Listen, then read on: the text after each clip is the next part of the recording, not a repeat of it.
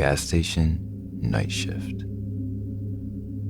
I used to work at a small neighborhood gas station. I was working an opening shift at 6 a.m. with my coworker. We were doing our normal opening stuff, and as the sun came up, I went to get some ice from the back. For reference, the gas station building used to have a drive-through, so we still have that kind of window in the back.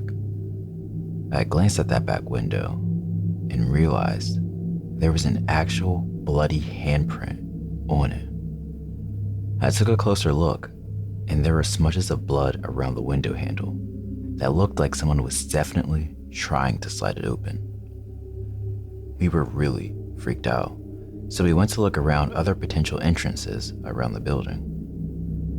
I looked at the window in front and noticed dried blood by the register, and it looked like someone was trying to stick their hand in. I keep looking around, and there was also dried blood on the front door handles, plus some splatters on the glass like someone was pounding on it. My friend and I were both panicking at this point. So, luckily, I had access to the security cameras. I checked them for any motion detected during the night. At 5 a.m., there was a motion capture, and we watched as a man with his arms covered in blood walked around the store trying to get in. The freakiest thing was, usually the store is open at 5 a.m., but it happened to be a Sunday, so we opened an hour later. We really dodged a bullet there. There were police lights in the distance on the cameras, so we called the sheriff.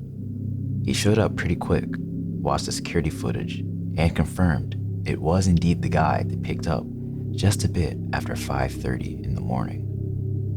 Craziest thing that happened to me in my 3.5 years of working at gas stations. Pregnant and scared.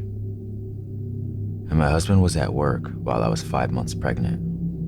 I went to take my dog out and noticed a boy, 20 or so, who was going from building to building in our apartment complex, walking down the halls and coming back out. It's an outdoor complex, so when I took my dog out, I could see the multiple halls that he was pacing through.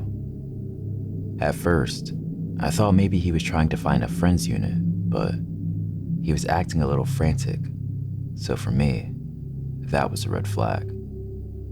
He started walking towards my building, so I immediately started walking towards my apartment without making it obvious where I lived. There were 2 hallway entries in the building adjacent to each other.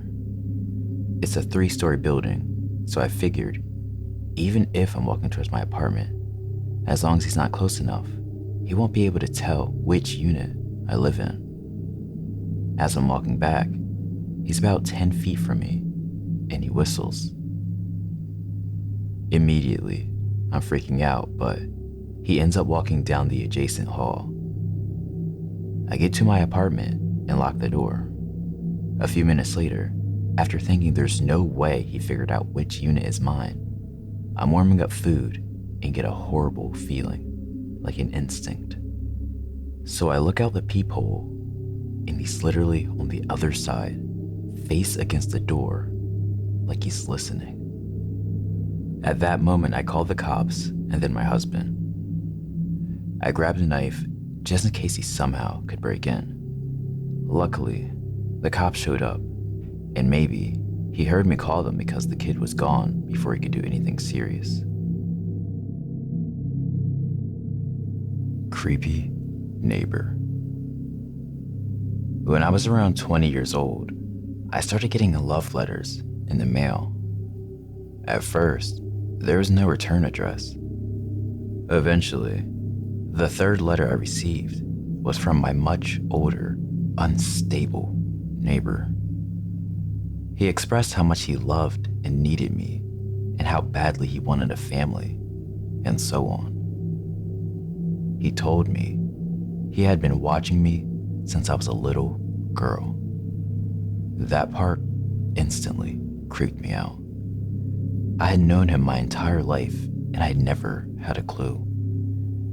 I don't know how he knew where I worked at, but there were a few times he would sit on the bench down the street from my job and watch me walk to and from my car. He sat on that bench, still as a rock, and only followed me with his eyes. After that, I told my dad and grandfather, and they went to go talk to him. Eventually, he stopped and basically fell off the face of the earth. Never seen him again. To this day, I often wonder when I was outside playing as a child, what if he had kidnapped me? Or worse. I'm so thankful that he never made a move, and from that time forward, I've been very aware of my surroundings.